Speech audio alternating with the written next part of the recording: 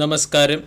രണ്ട് പ്രധാന സ്റ്റോക്കുകളിൽ വന്ന ലേറ്റസ്റ്റ് അപ്ഡേറ്റ് ആണ് ഇന്നത്തെ വീഡിയോയിൽ ഉൾക്കൊള്ളിച്ചിരിക്കുന്നത്. ഒന്നാമത്തെ സ്റ്റോക്ക് പൂനെവാല ഫിൻകോർപ്പ് ലിമിറ്റഡ്. പൂനെവാല ഫിൻകോർപ്പ് കഴിഞ്ഞ ദിവസം 0.37% ഉയർന്ന് 394 രൂപയ്ക്കടുത്ത് ക്ലോസിംഗ് നൽകി.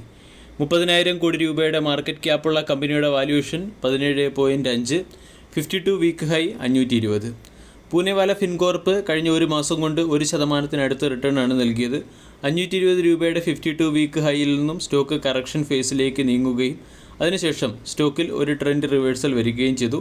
6 മാസം കൊണ്ട് സ്റ്റോക്ക് 20% നെഗറ്റീവ് റിട്ടേണും ഇയർ ടിൽ ഡേറ്റിൽ സ്റ്റോക്ക് 10% നെഗറ്റീവ് റിട്ടേണും നൽകി. പൂനെവാല ഫിൻകോർപ്പുമായി ബന്ധപ്പെട്ട് പുറത്തുവരുന്ന ഏറ്റവും പ്രധാന അപ്ഡേറ്റ് കമ്പനിയുടെ Q2 ബിസിനസ് അപ്ഡേറ്റ് ആണ്. Q2 ബിസിനസ് അപ്ഡേറ്റിൽ asset under management year on ഇയറിൽ 40%, ക്വാർട്ടറിൽ 5% വർദ്ധിച്ച് 28,350 കോടിയായി ഉയർന്നു. കമ്പനിയുടെ ലിക്വിഡിറ്റി 5,700 കോടിയായി രേഖപ്പെടുത്തുകയും ചെയ്തു. NBFC സെഗ്മെൻറ്റിലെ കമ്പനി പ്രധാനമായും MSME ഫിനാൻസിലും ജനറൽ ഇൻഷുറൻസ് സർവീസിലുമാണ് ഫോക്കസ് ചെയ്തിരിക്കുന്നത്. ROE 13.9, ROCE 10.8. 52 week high 520. 52 week ഹൈയിൽ നിന്നും കൺസിഡറബിൾ ഡിസ്കൗണ്ടിൽ സ്റ്റോക്ക് ലഭിക്കുന്നു. ക്വാർട്ടർലി റിസൾട്ട് പെർഫോമൻസ് നമ്മൾ പരിശോധിച്ചാൽ കമ്പനി അതിൻ്റെ ഫിനാൻഷ്യൽ പെർഫോമൻസ് ഇംപ്രൂവ് ചെയ്തതായിട്ട് കാണാൻ സാധിക്കും.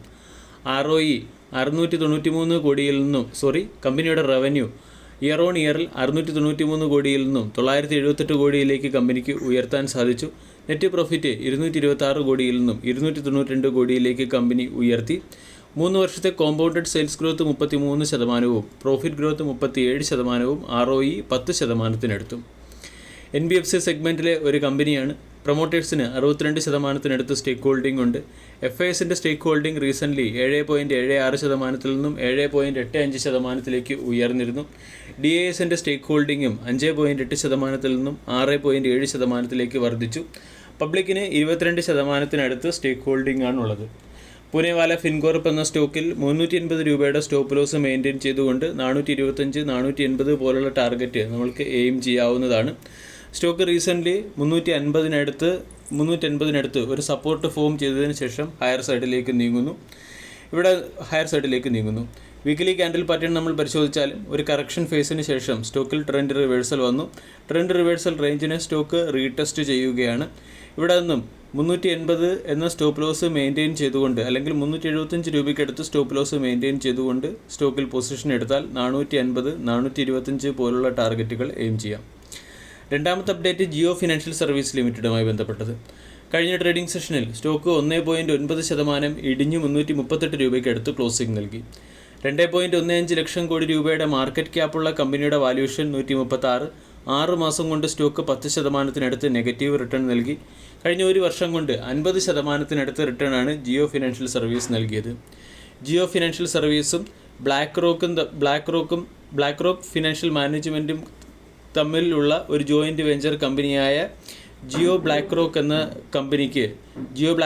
ജോയിൻറ്റ് വെഞ്ചർ കമ്പനിക്ക് സെബിയുടെ സൈഡിൽ നിന്നും അപ്രൂവൽ ലഭിച്ചതാണ് സ്റ്റോക്കിനെ സംബന്ധിക്കുന്ന പ്രധാന അപ്ഡേറ്റ്. ഇവിടെ മ്യൂച്വൽ ഫണ്ട് സെറ്റപ്പുമായി ബന്ധപ്പെട്ട അപ്രൂവലാണ് കമ്പനിക്ക് ലഭിച്ചിരിക്കുന്നത്. കൂടാതെ ഈ കമ്പനിക്ക്, അല്ലെങ്കിൽ ഈ ജോയിൻറ്റ് വെഞ്ചർ കമ്പനിക്ക് ഫിനാൻഷ്യൽ സർവീസ് പ്രൊവൈഡ് ചെയ്യുന്നതിനും സ്റ്റോക്ക് ബ്രോക്കിംഗ് സർവീസ് പ്രൊവൈഡ് ചെയ്യുന്നതിനും ആവശ്യമായിട്ടുള്ള അപ്രൂവൽ മുമ്പ് സെബിയുടെ സൈഡിൽ നിന്നും ലഭിച്ചിരുന്നു. വെൽത്ത് മാനേജ്മെൻറ്റ് ആൻഡ് ബ്രോക്കിംഗ് ബിസിനസ്സിലാണ് കമ്പനിയുടെ ജോയിൻറ്റ് വെഞ്ചർ കമ്പനികൾ പ്രധാനമായും ശ്രദ്ധ കേന്ദ്രീകരിക്കുന്നത്. കൂടാതെ കമ്പനി ഉടൻ തന്നെ ഒരു അഡ്വൈസറി കമ്പനി കൂടി ലോഞ്ച് ചെയ്യാനും സാധ്യതയുണ്ട്. ഈ ന്യൂസിൻ്റെ പശ്ചാത്തലത്തിൽ സ്റ്റോക്കിനെ നമുക്ക് ഫോക്കസ് ചെയ്യാം. ജിയോ ഫിനാൻഷ്യൽ സർവീസ് എന്ന സ്റ്റോക്കും ട്രെൻഡ് ലൈൻ സപ്പോർട്ടിനടുത്ത് ട്രേഡ് ചെയ്യുന്നു. 338 രൂപയ്ക്ക് അടുത്തായിട്ടാണ് സ്റ്റോക്ക് ട്രേഡ് ചെയ്യുന്നത്. ഡെയിലി ക്യാൻഡിൽ പാറ്റേൺ നമ്മൾ പരിശോധിച്ചാൽ കറക്ഷൻ ഫേസിന് ശേഷം സ്റ്റോക്കിൽ കറക്ഷൻ അവസാനിക്കുകയും ട്രെൻഡ് റിവേഴ്സൽ വരികയും ചെയ്തു. അവിടെ നിന്നും സ്റ്റോക്ക് ഇപ്പോൾ ഒരു പോസിറ്റീവ് ട്രെൻഡിലാണ് നീങ്ങുന്നത്. പോസിറ്റീവ് ട്രെൻഡിൻ്റെ ട്രെൻഡ് ലൈൻ സപ്പോർട്ടിനടുത്ത് സ്റ്റോക്ക് ട്രേഡ് ചെയ്യുന്നു. 320 വളരെ ശ്രദ്ധിക്കേണ്ട ഒരു ലെവൽ. 320 എന്ന ലെവൽ നഷ്ടപ്പെട്ടാൽ സ്റ്റോക്ക് വീണ്ടും ബിയറിഷ് ട്രെൻഡിലേക്ക് നീങ്ങാനും സാധ്യതയുണ്ട്.